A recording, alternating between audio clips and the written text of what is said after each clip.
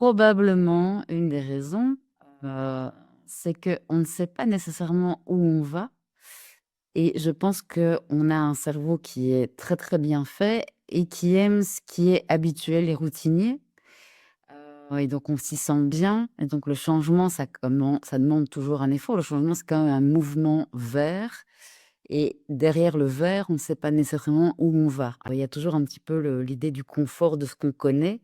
Même si ce qu'on connaît nous devient inconfortable, parfois on préfère quand même bien ce qui est confortable parce qu'on ne sait pas vers où on va et cet inconnu peut être terriblement, anxiogène. Ça reste un mouvement, le changement et donc ça reste un effort. Après, il y a aussi la notion du désir. C'est quand même le désir qui devient moteur de changement aussi. Donc il y a un petit peu ce double mouvement. On désire et on craint. Et donc forcément, on est parfois dans l'inconfort par rapport à ça et ça nous demande vraiment un effort de faire ce pas et parfois on préfère ne pas. On préfère rester dans ce qu'on connaît, dans nos zones de confort, rester là où on est, plutôt que d'envisager ce pas vers 3 petits points. Le changement, c'est l'incertitude parce que c'est pas de la balistique le changement. Je peux désirer vouloir être ailleurs. Je peux désirer, mettre des choses en place pour aller vers cet ailleurs, mais cet ailleurs-là restera quand même un inconnu. La balistique, c'est alors j'y connais franchement pas grand-chose en armes à feu, je déteste ça, mais v vous avez une arme à feu, vous tirez, la balle, va aller là exactement où je souhaite qu'elle aille. Je pense que le changement ne peut pas se vivre et s'expérimenter comme ça, parce que cet ailleurs-là, même si je peux l'entrevoir, il reste cette zone d'incertitude que je ne peux pas le prévoir. Je peux l'entrevoir, je ne peux pas le prévoir et c'est tant mieux comme ça. Parce que dans le changement, il y a plein de choses qui viennent se mettre, et Dieu merci, c'est pas quelque chose que je peux décider. Je cette croyance dans laquelle moi j'ai été éduquée pendant très, très longtemps, le «si je veux, je peux», je crois qu'elle est pas juste parce que vouloir n'est pas nécessairement pouvoir. Il y a des tas de choses qui nous échappent et ça, c'est quand même ça qui est génial aussi, c'est que, heu, cet ailleurs, je peux pas le concevoir, de manière définitive et donc changer, c'est toujours aller vers de l'incertitude. C'est bien pour ça qu'on n'a pas toujours envie de changer, en fait. Parce que comme je ne sais pas, j'ai pas toujours envie d'aller là où je ne sais pas.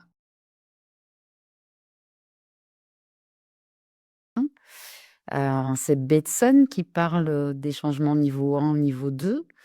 Les changements de niveau 1, on change la déco, on change la couleur d'une pièce. Ils sont nécessaires aussi, je pense, mais ce sont pas des changements, qui vont modifier quelque chose. C'est un changement qui va me permettre de rester dans un certain équilibre de mon système. Heu, le changement de niveau 2, c'est un véritable changement de paradigme, pour reprendre un gros mot de la systémique. Et là, on est véritablement dans un changement. Si je veux, être un peu plus écolo, par exemple, voilà, j'ai envie de changer mon modèle de consommation. J'utilise une voiture, je me dis que peut-être la voiture, c'est quand même pas top pour être dans un changement, vers plus d'écologie. Changement de niveau 1, ce serait de dire: ben je change de marque de voiture». Je passe d'un type de voiture à un autre. Je ne vais pas citer de marque pour pas faire du placement de produit. C'est un changement niveau 1. Je change quelque chose ou en tout cas, j'ai l'impression qu'il y a un changement, mais globalement, ça va pas changer mon mode de locomotion et de mobilité. Par contre, si je décide de ne pas acheter de voiture et de me dire: «Tiens, comment c'est quand je combine, un transport en commun avec un vélo électrique, avec peut-être, du covoiturage, avec, tiens, je marche plus, je vais me remettre à marcher». Là, on est sur un changement niveau 2. Alors là, effectivement, j'ai laissé quelque chose derrière moi et je m'approprie quelque chose de nouveau. Là, Bateson appellerait ça plus facilement un changement de niveau 2. Pour moi, être soi-même, c'est être de manière perpétuellement en changement, en réalité. Il y a une idée, de nouveau, c'est une croyance, donc c'est du sens que moi je mets à cette réalité. Hem, on ne peut pas avoir qu'une seule identité. On est tout le temps, me semble-t-il, pris dans nos antagonismes, dans nos contraires, dans nos contradictions. On est perpétuellement dans quelque chose qui change et qui se change tout le temps pour une bonne et simple raison, j'ai envie de dire, parce qu'on est tout le temps en interaction avec les autres. Hem et j'ai l'impression que c'est parce qu'on est tout le temps en interaction avec les autres que les autres nous changent et qu'on change. On est tout le temps pris dans des relations, on est tout le temps pris dans des interactions qui font qu'on ne peut pas rester dans les schémas, qu'on a. On ne peut pas rester tel qu'on est. Je pense que c'est pas possible. Donc on est toujours dans cette espèce de transformation perpétuelle. Dieu merci, je crois qu'on n'en a pas toujours conscience parce que je crois qu'on serait épuisé de se voir changer tous les jours. Mais je crois que les interactions qu'on a les uns avec les autres nous changent. Je crois pas que les autres ont le pouvoir de nous changer, mais je crois qu'on peut laisser les autres nous changer. C'est quelque chose qui se fait de l'ordre de l'indicible. Je crois qu'à chaque fois qu'on va voir un film au cinéma, qu'on va voir une pièce au théâtre, qu'on lit un bouquin, on est dans une conversation avec l'autre, mais dans une vraie conversation où on écoute l'autre, je crois qu'on est transformé. Donc c'est un mélange des 2. On est soi-même et plus jamais tout à fait.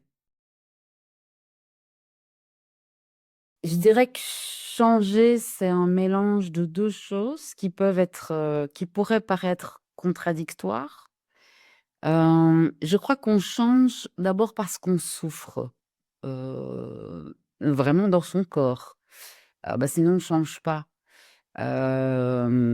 Si on est bien comme on est, il y a pas de raison et on est naturellement un peu, comment dirais-je? Paresseux. On aime bien notre confort, on aime bien nos habitudes, nos rituels et ils ont toutes leurs valeurs. Elles ont toutes leurs valeurs, ces habitudes, et ces rituels.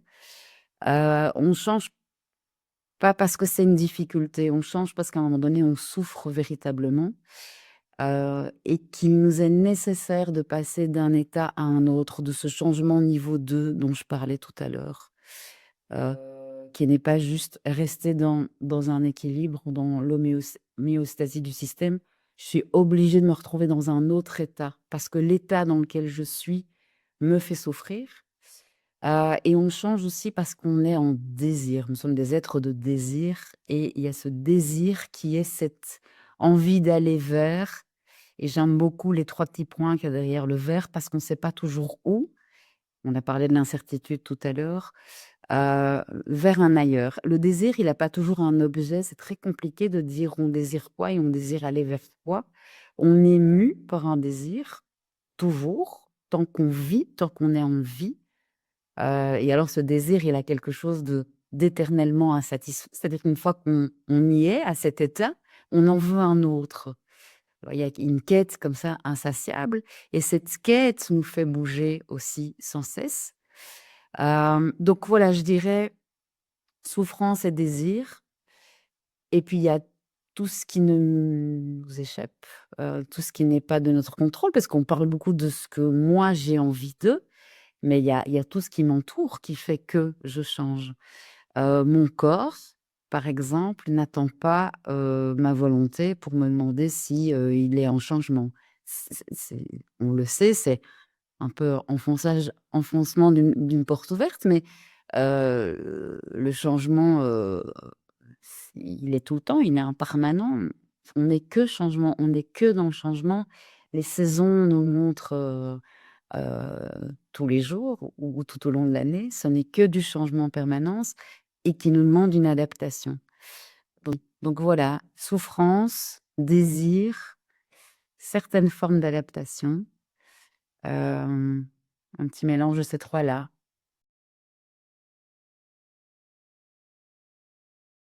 Je ne suis pas que actrice du changement. Le changement, il se fait avec ou sans moi. Il peut se faire sans moi, sans problème. Il y a plein de choses qui se font sans moi. Et si j'ai envie d'en être, comment je peux l'accompagner ce changement? Comment ça peut être un mouvement qui soit assez doux. Je crois pas beaucoup dans les choses qui sont forcées. Je crois que quand les choses sont forcées, il y a quelque chose qui se fait, mais qui se fait mal et qui fait mal à soi et aux autres. Donc je serais plutôt dans on parlait de mobilité tout à l'heure, je serais plutôt dans une mobilité douce. Un mouvement, qui puisse être accompagné de manière douce et qui respecte ceux qui nous entourent, ceux qui nous entourent, ceux qui nous entourent et qui me respectent moi. C'est déjà un mouvement suffisamment, convoquant, autant qu'il puisse se faire de manière douce, même s'il y a des choses dures qui peuvent se vivre dans le changement. Mais comment incorporer de la douceur là-dedans? De la douceur dans ce que je suis moi par rapport à ces états qui changent et moi vis-à-vis des autres, les autres vis-à-vis de moi. Comment incorporer de la douceur dans ces interactions qui changent, dans un monde qui bouge et qui bouge, je trouve, durement en ce moment, dans un environnement qui est assez dur, un monde, je trouve, peu nuancé. Comment essayer d'incorporer plus de nuances, plus de douceur? Tout en ayant une éthique, hem, propre, et sans concession. Donc il faut jouer avec beaucoup de contraires et de contrastes là-dedans.